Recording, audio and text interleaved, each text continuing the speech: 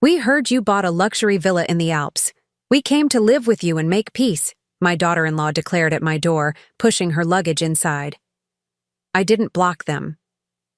But when they walked into the main hall, they stopped cold at what they saw. They stood frozen at the sight. "I'm glad to have you here. Follow my story until the end and comment the city you're watching from, so I can see how far my story has reached." I was arranging the last of the wildflowers in the main hall when I heard the car engine echoing through the Alpine Valley. The sound cut through the peaceful afternoon like a blade, sharp and unwelcome. I paused, my hand still gripping the stems of purple lupines, and listened as the vehicle climbed the winding gravel road toward my sanctuary. No one was expected today.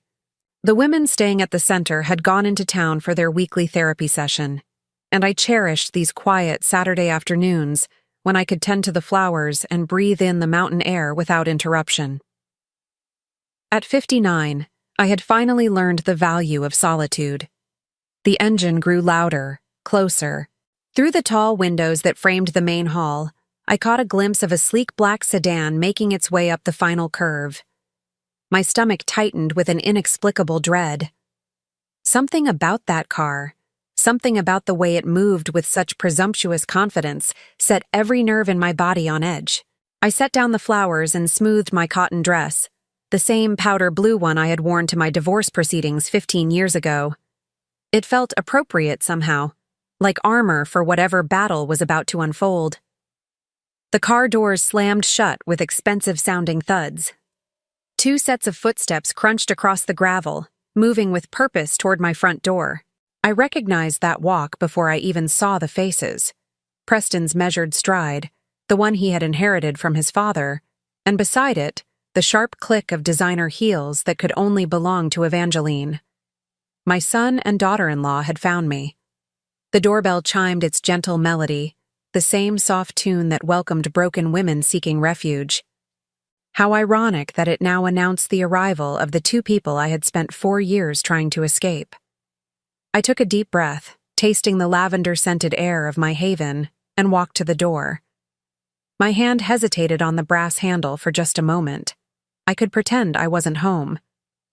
I could slip out the back entrance and disappear into the mountain trails until they gave up and left. But no, I was done running from Preston and his wife, done cowering, done being the convenient target for their cruelty. I opened the door. "Hello, Mother," Preston said, his voice carrying that familiar blend of condescension and false warmth that had always made my skin crawl. At 34, he had grown into a perfect replica of his father, tall, imposing, with steel-gray eyes that never seemed to see me as anything more than an inconvenience.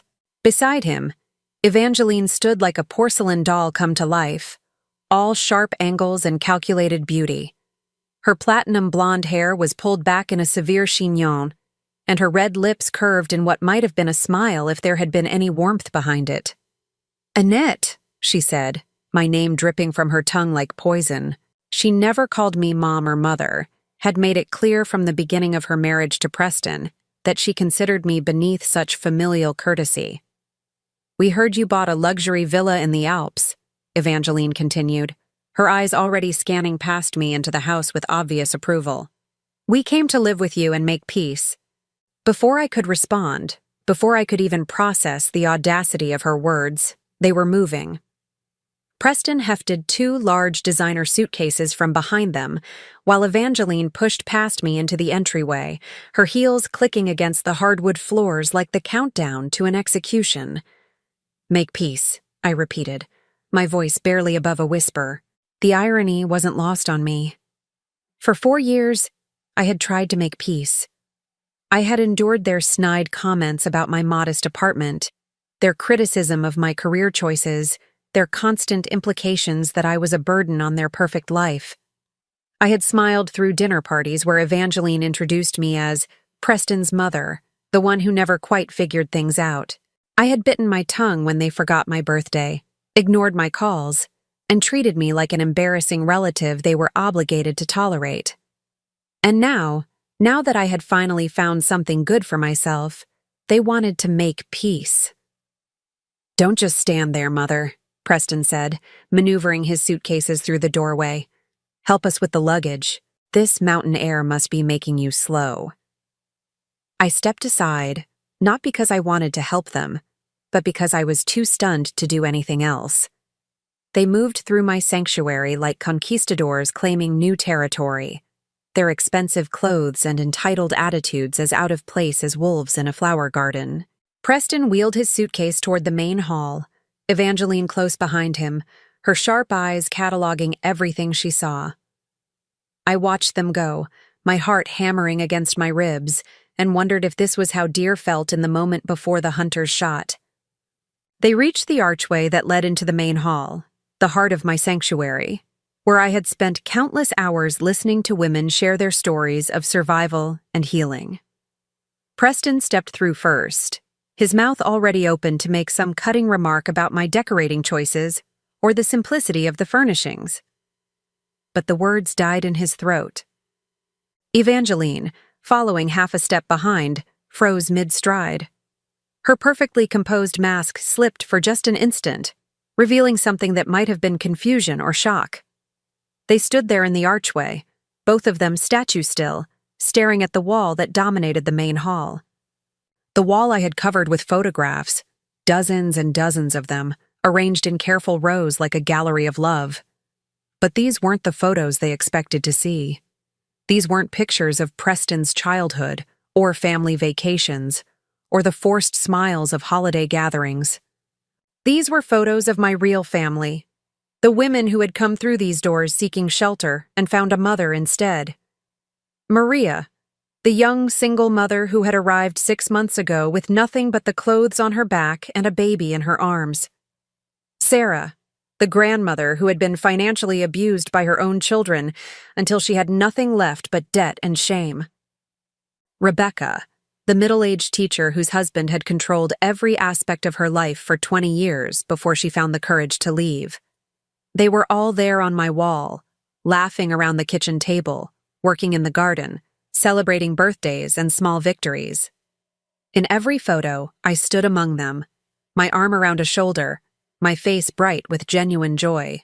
These were the faces of the family I had chosen, the daughters of my heart who had chosen me in return. "What?" Evangeline whispered, her voice tight with something between confusion and disgust. "Is this?" Preston turned to look at me, his gray eyes sharp with suspicion. "Mother, who are these people?"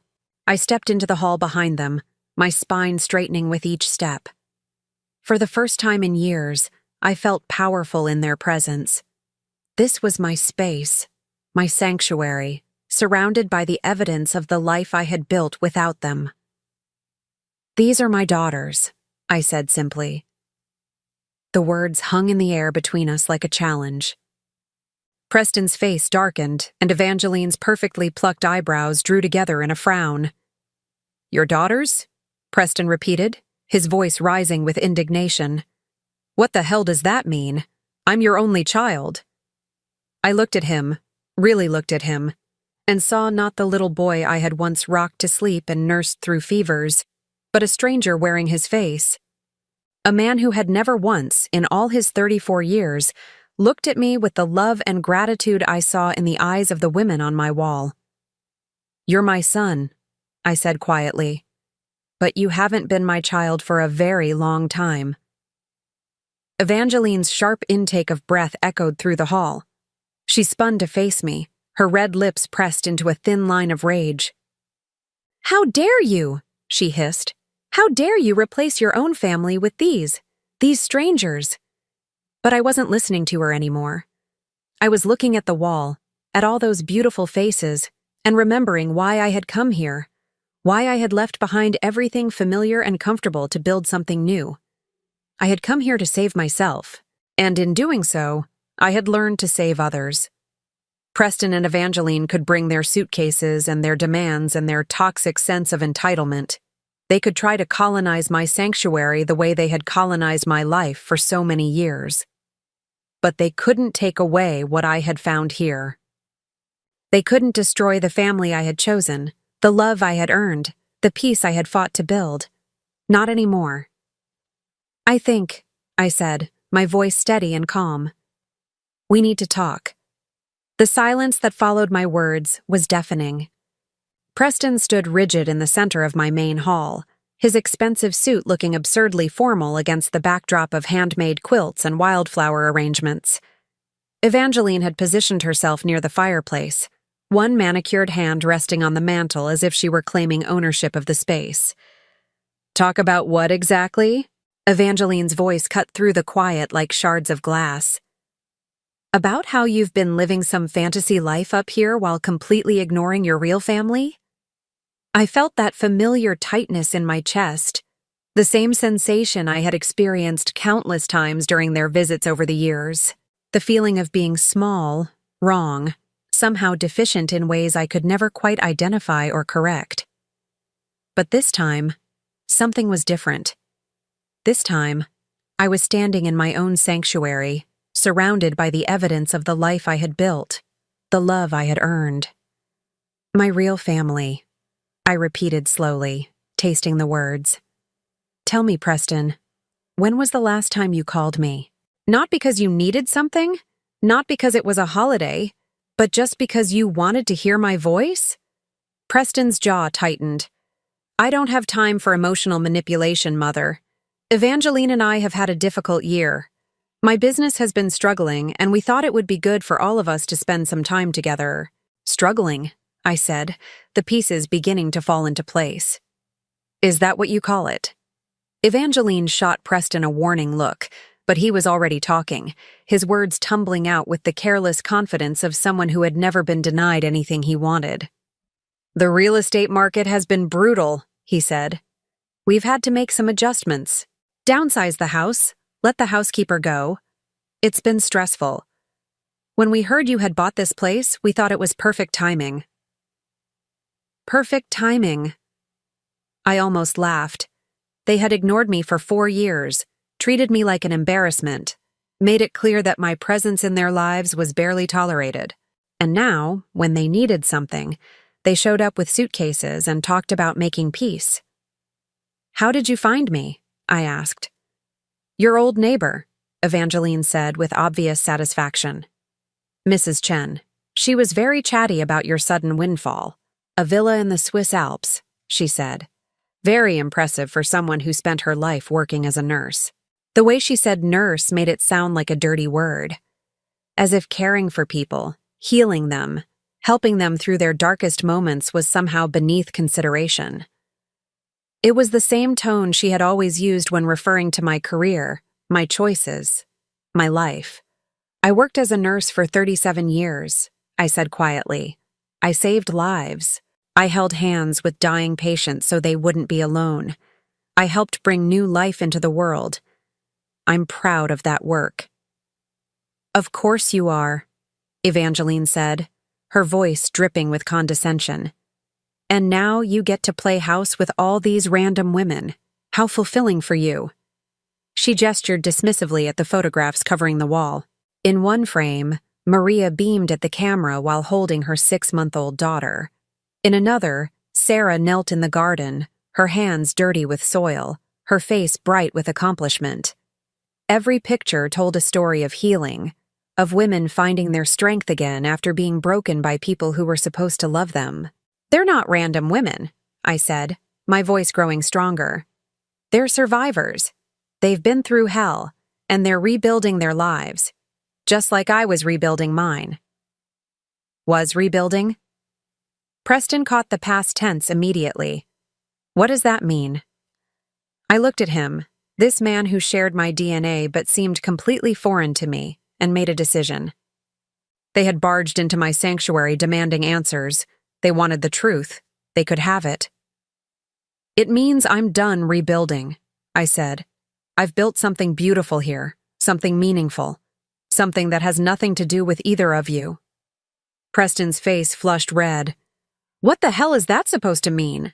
"It means that for 4 years, I've been learning what it feels like to be appreciated, to be needed, not for my money or my willingness to absorb abuse, but for who I am. These women see me as a source of strength, of wisdom, of comfort. They call me when they're scared, They ask my advice when they're confused. They celebrate with me when they have good news. I turned to look at the photographs again, my heart swelling with love for every face I saw. Maria was 19 when she got here, pregnant and homeless because her parents kicked her out for refusing to marry the man who assaulted her. She didn't speak English very well, and she was terrified of everything. I taught her to cook American food, helped her practice her English, held her hand during labor when her daughter was born. She calls me abuela now, grandmother. Evangeline rolled her eyes. How touching. But I wasn't finished.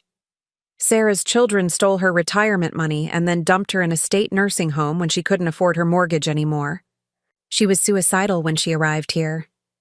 Now she runs our garden program and teaches the younger women about financial literacy so they never have to depend on anyone the way she depended on her kids. Mother, this is all very interesting, Preston interrupted. But I don't see what it has to do with us. We're here to reconnect as a family. Reconnect, I repeated. When were we ever connected, Preston? Really connected? Not just sharing a last name or showing up for obligatory holidays, but actually connected. He opened his mouth to answer, but nothing came out. The silence stretched between us, filled with the weight of all the years we had spent being strangers to each other. You want to know the truth? I continued. The truth is that you and your wife have treated me like garbage for years. You've made it clear that I embarrass you, that my life is somehow lacking, that I'm a burden you're forced to carry. And I accepted it. I told myself that family was family, that blood mattered more than how you treated me. My voice was rising now, 30 years of swallowed words finally breaking free. But these women taught me something. They taught me that family isn't about DNA or legal obligations. It's about love, respect, mutual support. It's about showing up for each other not just when it's convenient, but when it's hard. It's about seeing the best in each other instead of constantly pointing out flaws. Oh, please, Evangeline snapped. Spare us the inspirational speech. You're living in some kind of delusion if you think these charity cases are your real family. Charity cases? The words hit me like a slap. Is that what you think? That these women are somehow less than you? Aren't they? She shot back. Homeless women, addicts, abuse victims. What exactly do they contribute to your life besides making you feel needed?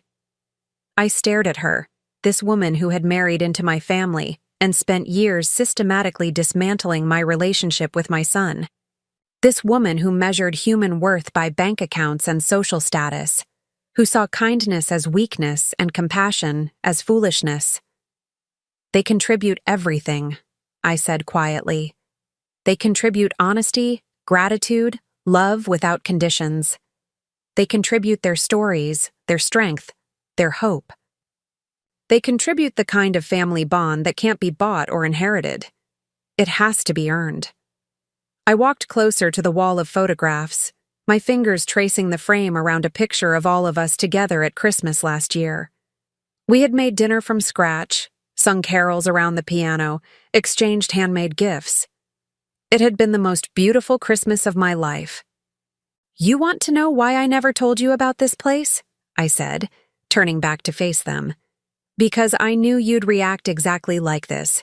With judgment, with disdain, with complete inability to understand why anyone would choose love over luxury. Preston's face was dark with anger. So what are you saying?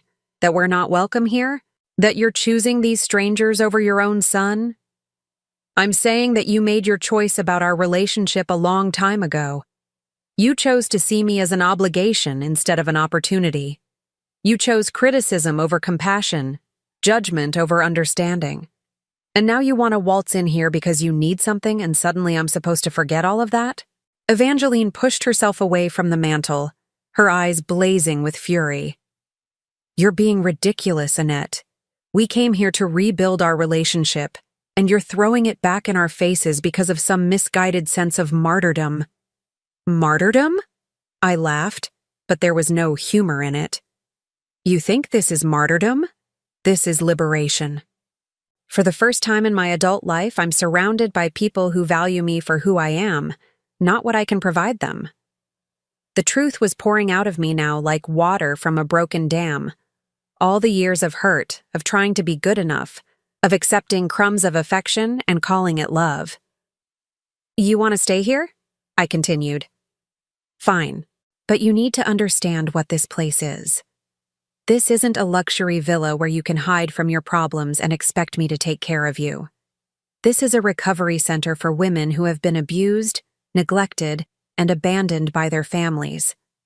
I saw Preston's face change, saw understanding dawn in his eyes along with something that looked like horror. You don't live in a luxury villa at all, do you? He said slowly. I smiled, and for the first time since they had arrived, I felt completely at peace. No, Preston, I don't.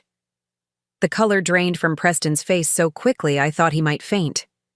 Evangeline's perfectly applied makeup couldn't hide the shock that flickered across her features before she quickly composed herself, but not before I caught it, that moment of pure panic. What do you mean you don't live in a luxury villa? Preston's voice cracked slightly on the last word. I walked to the large windows that overlooked the valley, where the afternoon sun cast long shadows across the meadow. From here you could see the small cabins scattered throughout the property, each one a safe haven for women rebuilding their lives. I mean exactly what I said. This isn't my private residence, Preston. This is Haven Springs Recovery Center. I founded it 3 years ago with my life savings, and a loan I'm still paying off. The silence behind me was so complete I could hear the grandfather clock in the corner ticking away the seconds. Finally, Evangeline found her voice. Recovery center for what? The words came out strangled, as if she already knew the answer but desperately hoped she was wrong. I turned back to face them. These two people who had driven 4 hours into the mountains expecting to find luxury and comfort, only to discover they had stumbled into something they couldn't understand or control. For women escaping domestic violence, for mothers who lost everything protecting their children, for elderly women whose own families abandoned them after draining their bank accounts. I paused, letting each word sink in. For women like me, who spent decades being told they weren't good enough, smart enough, important enough to deserve respect. Preston sank into one of the worn but comfortable armchairs we had arranged in a circle for group therapy sessions. His expensive suit looked ridiculous against the hand-knitted throw pillows, like a snake trying to hide among flowers. But Mrs. Chen said you had money, he said weakly. She said you bought a villa. I did buy this property for $300,000, which represented every penny I had saved over 37 years of nursing, every overtime shift, every holiday I worked instead of taking vacation, every sacrifice I made thinking I was building something for your future. The irony wasn't lost on me. All those years I had denied myself small pleasures, telling myself I was being responsible, saving for Preston's education, for his wedding, for the grandchildren I hoped to spoil someday. Instead, I had finally spent that money on myself, on creating something meaningful. 300,000? Evangeline's voice was barely above a whisper. That's all? The naked disappointment in her tone might have hurt me once. Now it just confirmed everything I had suspected about their motivations for this unexpected visit. I'm sorry to disappoint you, I said dryly. I know you were probably hoping for something a bit more substantial. Preston's head snapped up. That's not. We didn't come here for money. But his denial was too quick, too defensive. And Evangeline's face had gone pale beneath her foundation, the carefully applied rouge standing out like war paint on her suddenly ashen cheeks. Of course you did, I said, and for the first time in years, I felt completely calm in their presence. The question is, how much trouble are you in? Preston's mouth opened and closed like a fish gasping for air. Evangeline shot him a warning look that could have frozen fire, but it was too late. The truth was written all over his face. We're not in trouble, Evangeline said quickly. We've just been going through a rough patch. Preston's real estate business is cyclical, and we thought it would be nice to spend some time with family while things turn around. Family. The word felt foreign coming from her lips. In 8 years of marriage to my son, Evangeline had made it crystal clear that I was not her family. I was Preston's unfortunate baggage, a reminder of his humble beginnings that she tolerated out of necessity. "How much do you owe?" I asked directly. "Mother, that's inappropriate," Preston started, but I cut him off. "Inappropriate? You show up at my door uninvited with enough luggage for an extended stay, talking about making peace after years of treating me like an embarrassment. And you think my question is inappropriate?" I walked closer to where he sat, this man I had raised, whose fevered forehead I had cooled, whose nightmares I had chased away. When had he become such a stranger? "I spent 15 years married to your father," I said quietly. "I know what desperation looks like. I know how it feels to have creditors calling, to lose sleep over bills you can't pay, to smile and pretend everything is fine when your world is crumbling."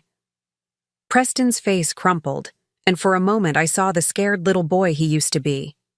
"$53,000, he whispered. $53,000 in what? Credit card debt? Business loans?" "Credit cards," Evangeline answered, her voice tight with shame. "And some personal loans. The business hasn't turned a profit in 18 months. We've been living on credit, thinking things would turn around." I felt a familiar tightness in my chest, the same feeling I used to get when Preston was small and had hurt himself. The instinct to fix, to help, to make the pain go away. But I was older now, and hopefully wiser. "So you decided to come here and what? Move in with me until you got back on your feet? Live off my generosity while you figured things out? We thought we could help each other," Preston said, his voice gaining strength as he warmed to his story. "You're getting older, living alone up here in the mountains.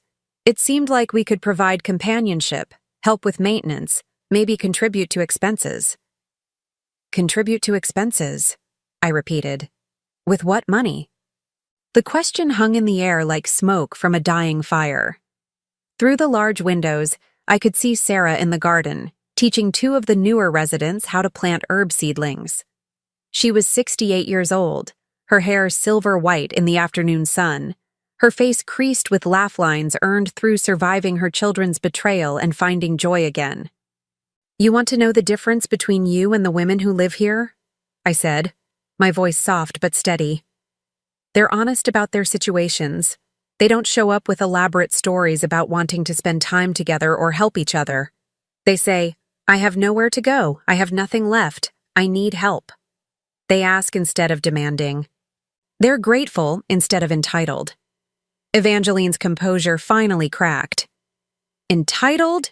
How dare you? We're your family." "Are you?" I turned to face her fully. "Because family doesn't disappear for months at a time and then resurface only when they need something. Family doesn't make cutting remarks about someone's career choices or living situation. Family doesn't treat holiday visits like obligatory chores to be endured." "We've been busy," Preston protested weakly. "Too busy to call. Too busy to write. Too busy to remember my birthday 3 years running. But not too busy to Google my address and drive 4 hours when you thought I might have something you could use." The truth was settling over the room like dust after an explosion. All the pretense, all the careful words about reconciliation and family bonds had crumbled away to reveal the naked reality underneath. "You know what the saddest part is?" I continued, looking at Preston with genuine sorrow. "I would have helped you.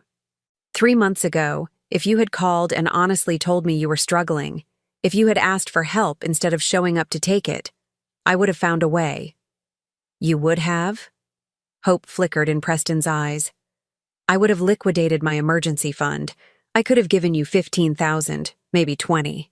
Enough to get you stabilized while you figured out a real plan." Evangeline's sharp intake of breath told me she was doing the math. $15,000 wouldn't solve their problems, but it would have bought them time. "But you didn't ask," I said. "You assumed. You planned. You showed up here expecting to move into what you thought was my luxury villa and live off my success without ever acknowledging your failures or asking permission. Through the windows, I watched as Maria emerged from one of the cabins, her baby daughter on her hip. She waved at Sarah in the garden, called out something that made the older woman laugh. This was what family looked like. People choosing to be there for each other. People finding joy in simple moments. People building something beautiful together, despite starting with nothing. The women here work for what they receive, I said, turning back to Preston and Evangeline. They help with cooking, cleaning, childcare. They attend counseling sessions, participate in life skills workshops, contribute to the community however they can. Some of them have been here for 6 months, some for over a year.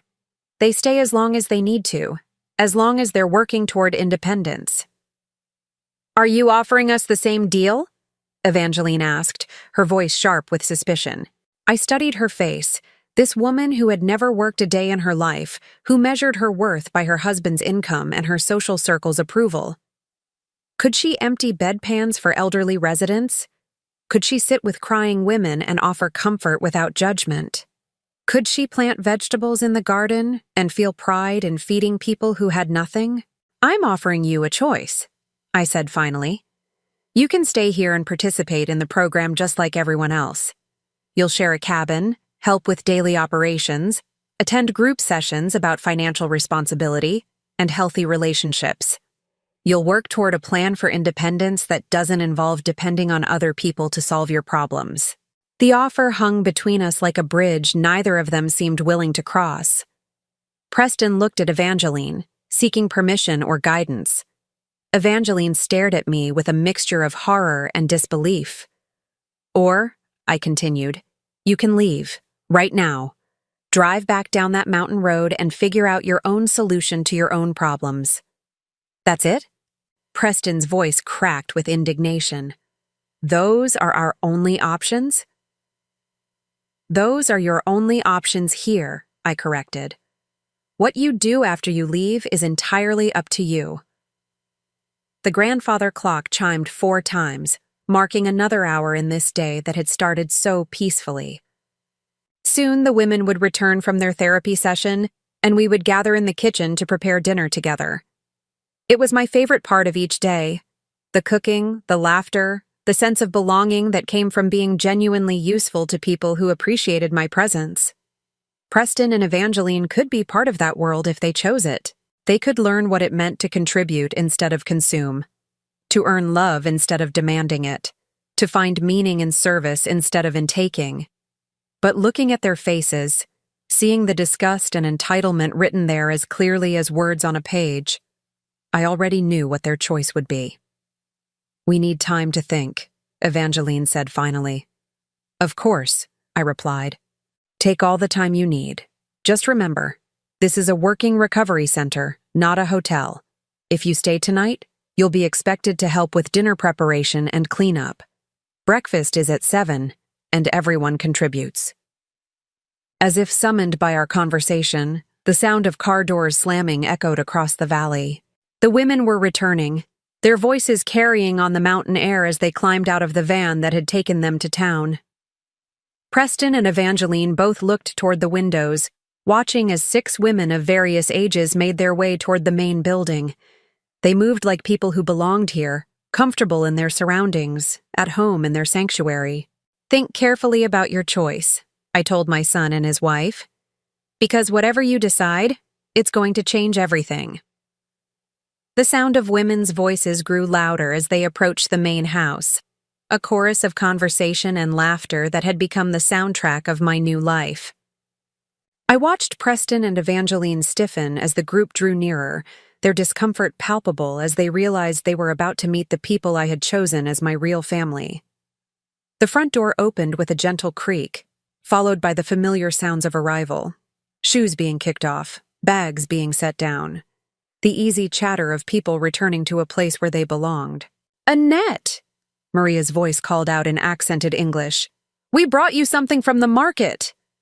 Before I could respond, she appeared in the archway to the main hall. Her 18-month-old daughter Elena balanced on her hip. Maria's face glowed with the kind of contentment I had rarely seen in my years with Preston and Evangeline, the joy of someone who had found safety after living in fear. She stopped short when she saw my unexpected guests, her smile faltering slightly as she took in their expensive clothes and hostile expressions. "Oh," she said quietly, shifting Elena to her other hip protectively. "I'm sorry. I didn't know you had company." "It's fine, sweetheart," I said, moving toward her with the kind of warmth I had learned to show freely here. "Maria, I'd like you to meet my son Preston and his wife Evangeline. They've come for a visit." Maria's face brightened immediately, the way it always did when she thought something good was happening for someone she cared about. "Your son! How wonderful! You must be so excited to see him." She turned to Preston with genuine enthusiasm. "Annette talks about you all the time. She's so proud of you." I felt my cheeks burn with embarrassment. It was true.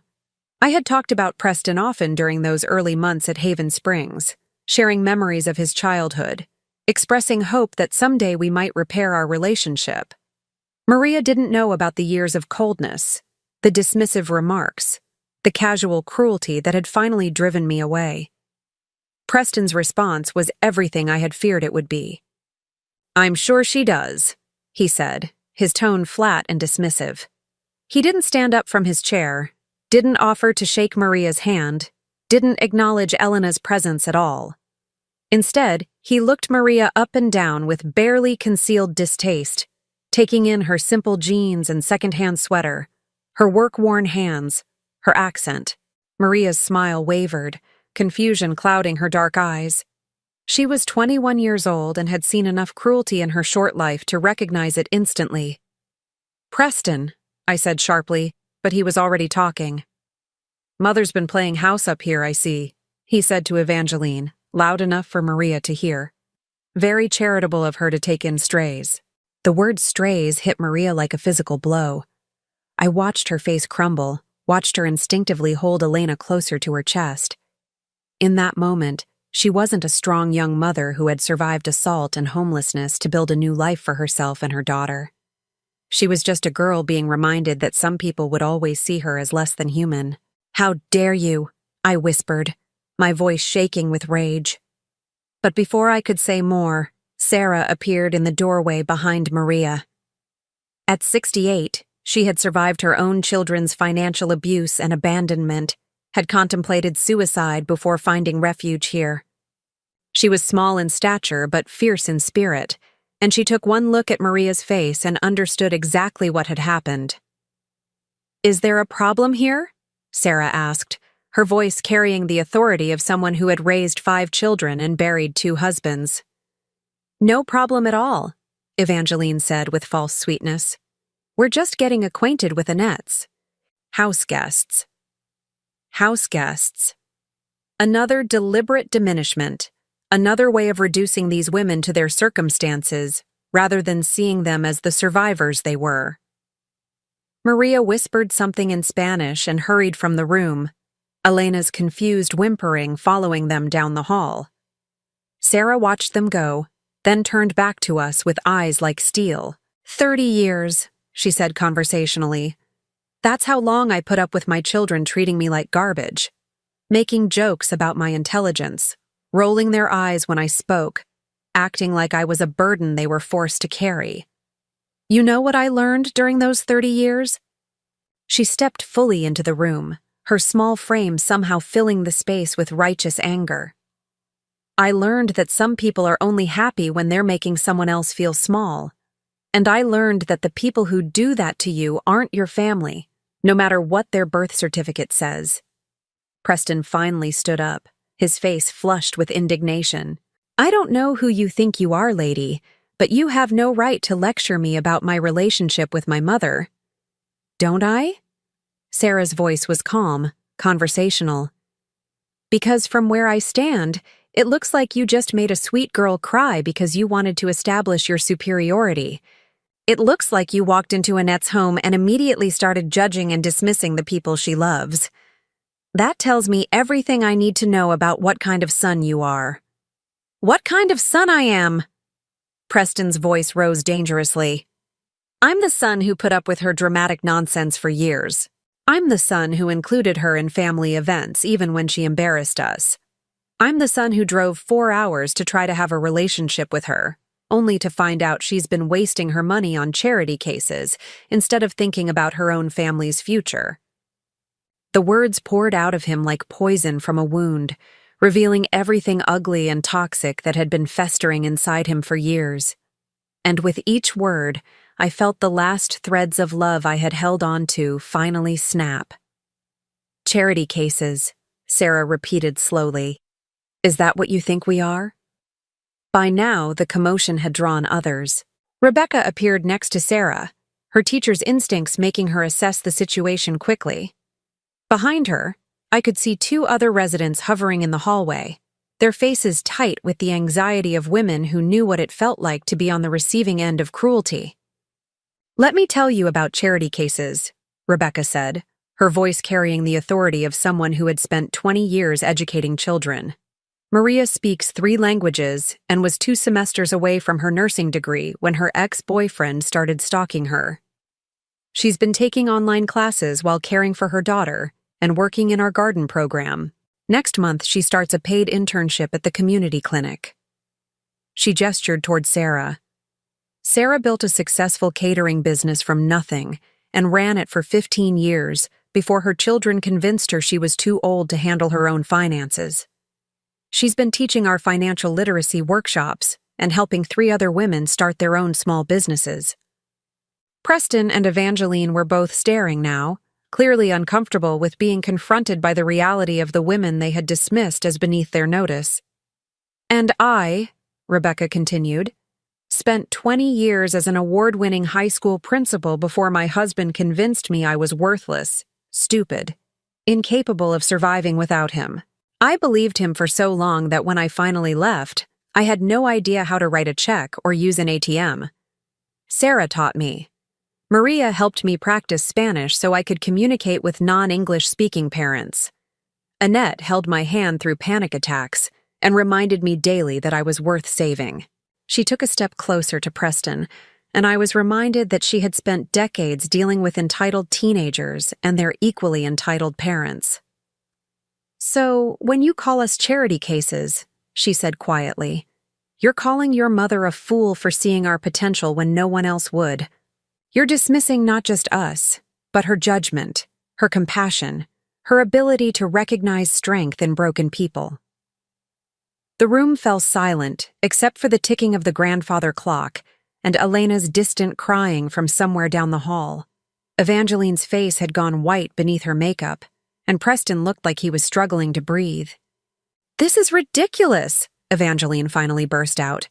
We didn't come here to be lectured by a bunch of what? I asked quietly. Finish the sentence, Evangeline. A bunch of what? But she couldn't say it, couldn't voice the ugly words that were clearly in her mind. Instead, she turned on Preston with the fury of someone whose carefully laid plans had been shattered.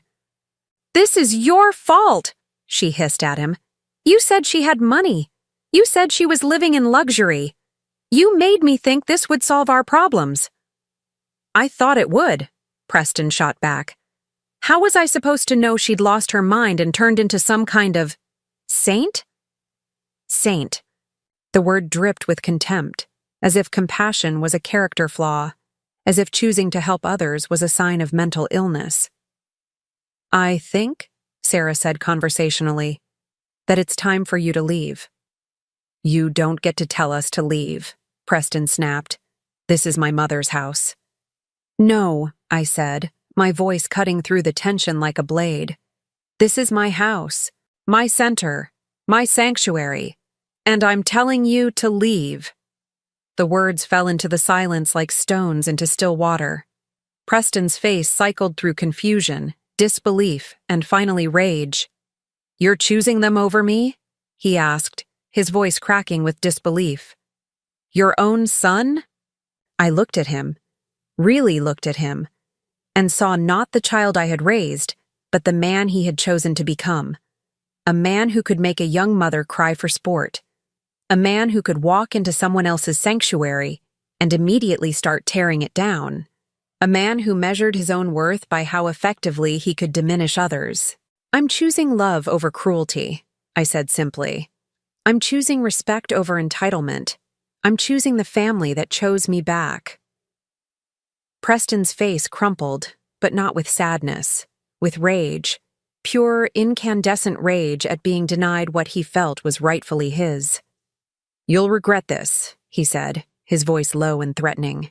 "We drove all the way up here to give you another chance, and you're throwing it away for these people. When you're old and sick and alone, don't come crying to us." The threat hung in the air like smoke from a fire that had burned too long. But instead of fear, I felt something unexpected rising in my chest. Relief. The pretense was finally over. The polite fiction that we were a loving family was finally dead. "I won't be alone," I said quietly. "I'll never be alone again." And as if summoned by my words, I felt a small hand slip into mine. Maria had returned, her face still streaked with tears, but her chin raised with defiant courage. Elena was balanced on her other hip, reaching her tiny fingers toward the colorful scarf Sarah wore around her neck. One by one, the other women moved closer, not crowding, not threatening, just there, present, supportive, ready to stand with me against whatever came next. Looking at their faces, at Maria's determined courage, at Sarah's fierce loyalty, at Rebecca's quiet strength, I realized that Preston was wrong about one thing. This wasn't the end of my family. This was the moment it truly began. The silence that followed my words stretched like a taut wire, ready to snap. Preston stood frozen in the center of my sanctuary, his face cycling through emotions I had never seen before. Shock, rage, and something that might have been fear. Evangeline clutched her designer purse like a shield, her knuckles white against the leather. Around me, my chosen family waited. Maria's small hand remained steady in mine, her presence a reminder of everything I had built here. Sarah stood with her arms crossed, her weathered face set in determination. Rebecca positioned herself slightly in front of the other women, her teacher's instincts making her protective of those she saw as vulnerable.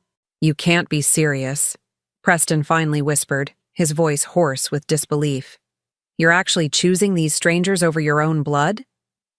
"Blood doesn't make family," Sarah said quietly, her words carrying the weight of 68 years of hard-won wisdom. "Love does. Respect does. Being there for each other when it matters, that makes family." Preston whirled on her, his face contorting with ugly rage. "Nobody asked you, old woman. This is between me and my mother." The words hit Sarah like a slap. I saw her flinch, saw the hurt flash across her features before she could hide it. At 68, she had been called worse things by her own children, but it still cut deep. That was the moment something inside me finally broke. Not shattered. That had happened years ago, slowly, piece by piece with each dismissive comment and cruel slight. This was different. This was the clean, sharp break of a chain that had bound me for too long. "Get out," I said, my voice deadly calm. Preston blinked. "What?" I said, "Get out, now, both of you." "Mother, you can't be—" "I can, and I am." I stepped forward, still holding Maria's hand, drawing strength from her presence. "You have exactly 5 minutes to gather your belongings and leave my property." Evangeline finally found her voice, though it came out shrill and desperate. "You're making a huge mistake, Annette. We came here to help you, to be a family, and you're throwing it away for these people who are just using you." "Using me?" I almost laughed. "Maria gets up at 5 every morning to help prepare breakfast for everyone. She's learned to can vegetables from our garden so we have food through the winter. She reads to the elderly woman in cabin 3 who has failing eyesight. How exactly is she using me?" "She's homeless," Evangeline shot back. "She has nowhere else to go. Of course she's going to act grateful and helpful. What choice does she have?" Maria's grip tightened on my hand, But when I looked at her, I saw not hurt, but pity. Pity for a woman who couldn't understand that gratitude could be genuine, that help could be offered without expectation of repayment. "You're right," Maria said quietly, her accent making her words sound like music after Evangeline's harsh tones. "I was homeless. I had nowhere to go. But Annette didn't just give me a place to sleep, she gave me hope. She saw something in me that I couldn't see in myself." She shifted Elena to her other hip, the little girl babbling contentedly as she played with her mother's necklace. "Before I came here, I thought I was broken, used up. That man, he made me believe I was nothing. But Annette, she told me every day that I was strong, that I was worthy of love, that I had a future. She helped me see that what happened to me didn't define me." Maria's voice grew stronger as she spoke, the tremor of old fear replaced by quiet confidence. "Next month, I start working at the clinic full-time. In 2 years, I finish my nursing degree. In 5 years, I want to open my own practice in a underserved community, helping other women like me. None of that would be possible without Annette believing in me first." She looked directly at Preston, her dark eyes fearless. "So yes, I needed her help, but she needed mine too. She needed to remember what it felt like to be appreciated, to be valued for who she is instead of what she can provide." We saved each other. The truth of her words rang through the room like bells. This was what Evangeline and Preston couldn't understand, that real relationships were built on mutual respect, on each person contributing what they could, when they could. "That's very touching," Evangeline said, her voice dripping with sarcasm. "But we're still family. That has to count for something." "Does it?" I looked at Preston, this man I had carried in my body, nursed at my breast, rocked through countless sleepless nights. "When was the last time you called just to see how I was doing? When was the last time you remembered my birthday? When was the last time you said you loved me and meant it?" Preston's mouth opened and closed soundlessly. The questions hung in the air like accusations, each one backed by years of neglect and indifference. We've been busy," he finally managed. "Busy." I tasted the word, bitter as medicine. "Too busy to call, but not too busy to drive here when you thought I had money. Too busy to visit, but not too busy to insult the people I love the moment you met them." Rebecca stepped forward, her voice gentle but firm. "Annette, you don't owe them explanations. Some people only understand love as transaction. What can you do for me? What can you give me? How can you make my life easier? When you stop being useful, they stop caring." "That's not true," Preston protested, but his voice lacked conviction. "Isn't it?" Rebecca's teacher instincts kicked in, the same tone she had used to guide reluctant students toward difficult truths. "When's the last time you asked about her interests, her health, her happiness? When's the last time you offered to help her with something instead of expecting her to help you?" The questions came like arrows finding their target. Preston's face flushed red, then drained to pale. Beside him, Evangeline shifted uncomfortably, her carefully applied makeup beginning to smudge under the stress. "We didn't know she needed help," Evangeline said weakly. "She always seemed so independent." "I was independent because I had to be," I said, my voice steady despite the emotions churning inside me. "Because no one else was going to take care of me? But independence doesn't mean you don't need love, support, companionship. It just means you've learned to live without them." Sarah made a soft sound of understanding. She knew exactly what I meant. The bone-deep loneliness of being strong because you had no other choice. "We could learn," Preston said suddenly, desperately. "We could do better. We could." But his words trailed off as he looked around the room, taking in the evidence of the life I had built without him. The photos of women who called me mother, not out of obligation but out of love. The comfortable furniture worn smooth by countless conversations and shared meals. The peace that permeated every corner of this place like a benediction. He saw it finally. He saw what he had lost through his own choices, his own cruelty. And instead of humbling him, it seemed to make him angry. "This is insane," he said, his voice rising. "You're throwing away your real family for a bunch of damaged women who remind you what it feels like to be needed. This isn't love, Mother. It's pathology." The word hit like a physical blow. Pathology. As if caring for others, as if finding purpose in service, as if building something beautiful from broken pieces was a sign of sickness instead of strength. "Maybe you're right," I said quietly. "Maybe there is something wrong with me. Maybe I am damaged, pathological, beyond redemption." Preston's face lit up with triumph, thinking I was finally agreeing with him. "But you know what?" I continued, my voice growing stronger. "I'd rather be broken and surrounded by love than whole and surrounded by people who only care about what I can do for them." The triumph faded from Preston's face like water from a broken cup. "And if that makes me pathological," I said, looking around at the women who had chosen to stand with me, "then I'm proud to be sick." Maria squeezed my hand. Sarah nodded approval. Rebecca smiled with the fierce joy of someone watching a student finally master a difficult lesson. "Time's up," I said to Preston and Evangeline. "Get your bags and go." For a moment, I thought Preston might refuse. He stood there, fists clenched, face red with rage and humiliation. Then Evangeline grabbed his arm, her survival instincts finally kicking in. "Come on," she hissed. "Let's get out of here. This place is crazy anyway." They gathered their expensive luggage with jerky, angry movements, muttering to each other in voices too low to understand. At the doorway, Preston turned back one last time. "Don't call us when you need help," he said, his voice thick with venom.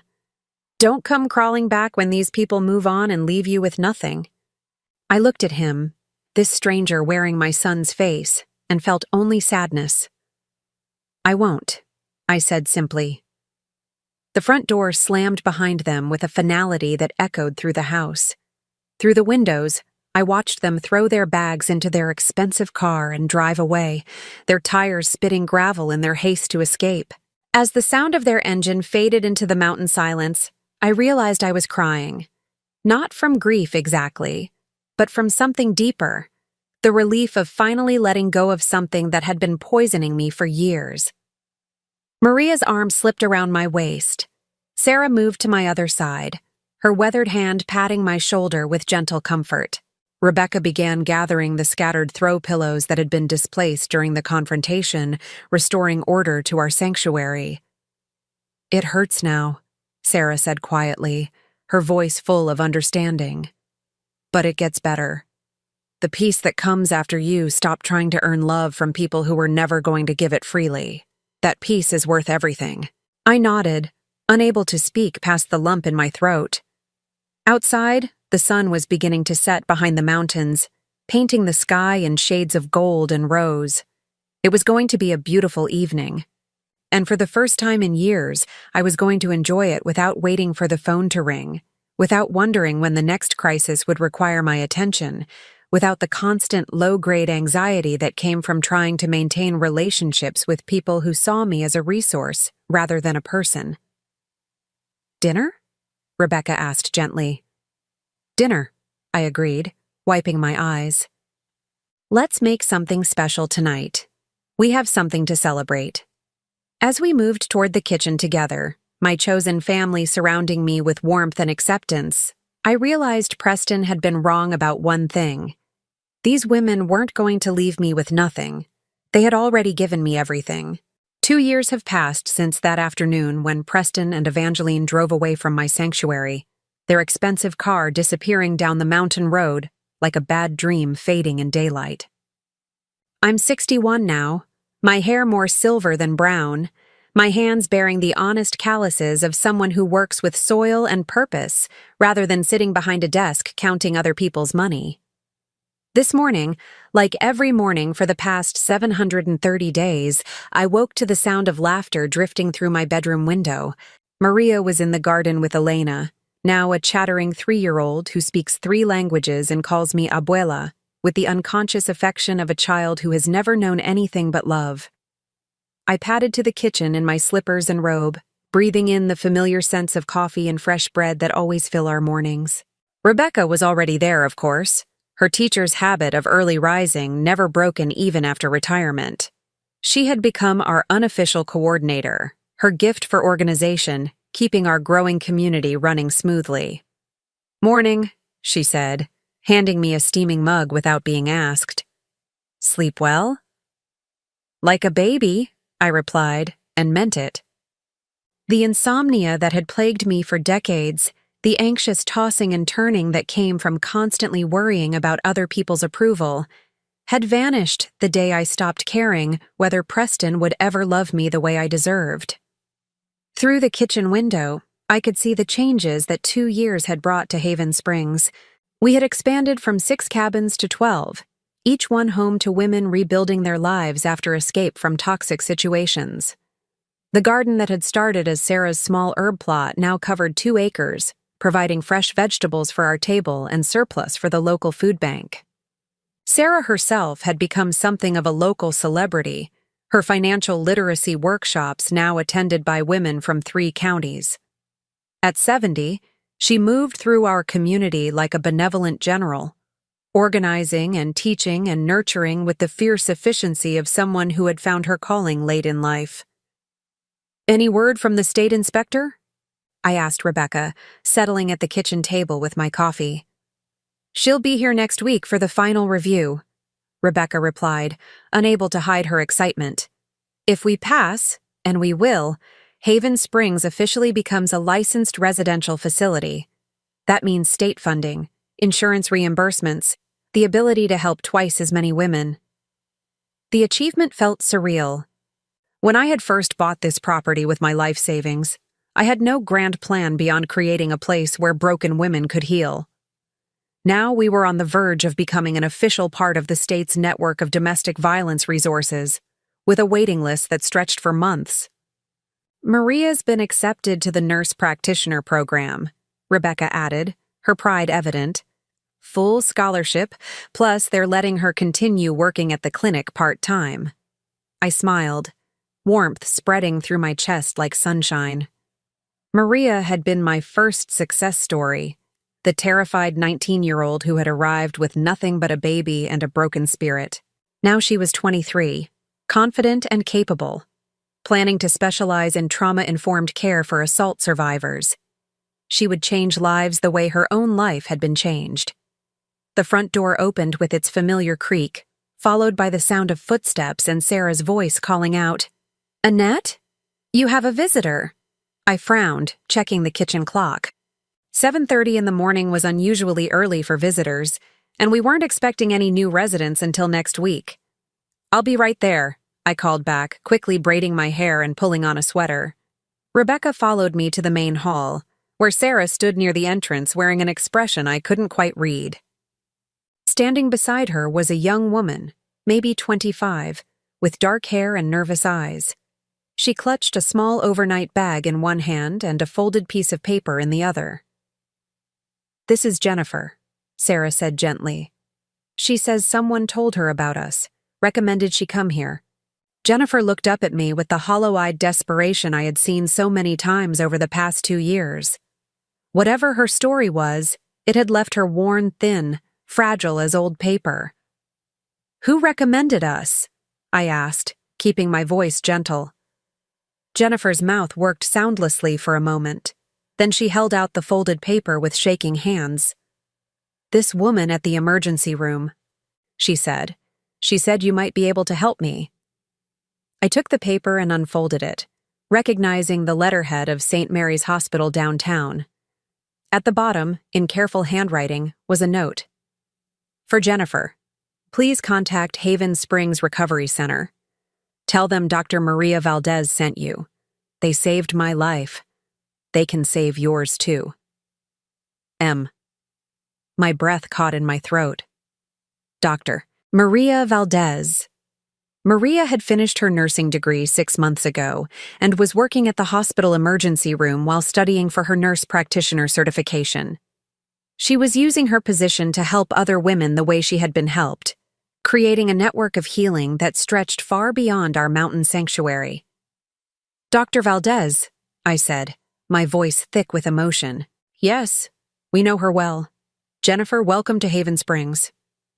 The relief that flooded the young woman's face was worth every sleepless night, every dollar spent, every moment of doubt I had endured building this place. As Rebecca led Jennifer toward the intake office, my phone buzzed with a text message. I glanced at the screen and felt my heart skip a beat. Preston. For 2 years, he had respected my demand for no contact. No calls, no emails, no surprise visits. Nothing but blessed silence that had allowed me to heal and grow without the constant drain of his negativity. I hesitated, then opened the message. "Mom, I know you don't want to hear from me, but I need you to know something. Evangeline and I are getting divorced. I've been in therapy for 6 months, trying to understand why everything in my life keeps falling apart. I think I finally do. I was wrong. About everything. I'm not asking for forgiveness or for you to take me back. I just wanted you to know that I see now what I threw away. I hope you're happy. I hope you found the family you deserved. P." I stared at the message for a long time, reading it over and over. Part of me, the part that had spent 34 years loving a son who couldn't love me back, wanted to respond immediately, to reach out and try to rebuild what we had lost. But the wiser part of me, the part that had been nurtured and strengthened by 2 years of genuine love and appreciation, knew better. Some relationships couldn't be rebuilt. Some damage went too deep to repair. Preston's recognition of his mistakes was a step toward his own healing, but it didn't erase the years of pain he had caused or create an obligation for me to let him hurt me again. I deleted the message without responding. "Everything okay?" Rebecca asked, returning from getting Jennifer settled. "Everything's perfect," I said, and meant it completely. Later that morning, I stood in the garden with Elena, teaching her to identify the different herbs by smell while Maria worked nearby, her stethoscope visible in the pocket of her scrubs. She was between shifts at the hospital, using her break to help with the greenhouse project. "Abuela," Elena said suddenly, tugging on my hand. "Why do the sad ladies come here?" "Out of the mouths of babes." I knelt down to her level, studying her serious little face. At 3, she was already remarkably perceptive, having grown up surrounded by women who were healing from trauma. "Because sometimes," I said carefully, "people get hurt by other people who are supposed to love them. And when that happens, they need a safe place to remember how strong they are." Elena nodded solemnly, as if this made perfect sense to her. "Like when I fall down and Mama kisses it better?" "Exactly like that," I said, my throat tight with emotion. "Except sometimes the hurt is on the inside, so it takes longer to heal." "But you help them," Elena said with the absolute confidence of a child who had never known anything but security and love. "We help each other," I corrected gently. "That's what family does." As if summoned by the word family, Sarah appeared around the corner of the greenhouse, her arms full of fresh lettuce for lunch. Behind her came Jennifer, looking less hollow-eyed already after just a few hours in our sanctuary. "Lunch in 20 minutes, Sarah announced. "Jennifer's going to help me make soup." I watched them head toward the kitchen together, this 70-year-old woman who had survived financial abuse from her own children, now mentoring a young woman just beginning her journey to freedom. It was beautiful in its simplicity. Broken people helping other broken people, creating something whole and healthy from their shared pain. That afternoon, as I often did when the daily work was finished, I climbed the hill behind our main building to the small bench that overlooked the entire property. From here, I could see all 12 cabins, the expanded garden, the workshop where women learned job skills, the playground where children like Elena could be children without fear. It was a far cry from the luxury villa Preston and Evangeline had expected to find. There was no marble, no designer furniture, no expensive art. But there was something more valuable than any of those things: peace. The kind of deep, soul-level peace that came from living according to your values, from being useful to people who genuinely appreciated your presence. My phone buzzed again, and for a moment my chest tightened, thinking it might be another message from Preston. But this one was from an unknown number. "Mrs. Annette, this is Carol Williams. Dr. Valdez gave me your information. I'm a caseworker with Child Protective Services, and I have a mother and 2 young children who need immediate placement. Is there any way?" I smiled, already mentally rearranging sleeping assignments to make room for 3 more people who needed sanctuary. This was how it worked now. One success story leading to another. One healed woman reaching back to help the next one. An ever-expanding network of healing and hope. As the sun began to set behind the mountains, painting the sky in shades of rose and gold, I remained on my bench, listening to the sounds of my chosen family preparing dinner together. Laughter drifted from the kitchen windows, along with the clatter of dishes and the buzz of easy conversation. Preston had been wrong about so many things, but perhaps most wrong about this. These women hadn't used me and moved on. They had stayed, in their way. Even those who had graduated from our program and moved into independent lives maintained connections, sending photos and updates, bringing their children for visits, contributing to our community in whatever ways they could. Maria would finish her nurse practitioner degree and likely move away to start her practice. But she would always be my daughter in the ways that mattered. Sarah would age and eventually need care herself, but she would do it surrounded by the love she had earned through service. Rebecca would continue teaching and guiding, sharing her wisdom with each new group of women who needed to learn that they were worth saving. And I would continue to be exactly what I had always been meant to be. Not just a mother, but a nurturer. Not just a provider, but a protector. Not just someone who gave love, but someone who received it in return.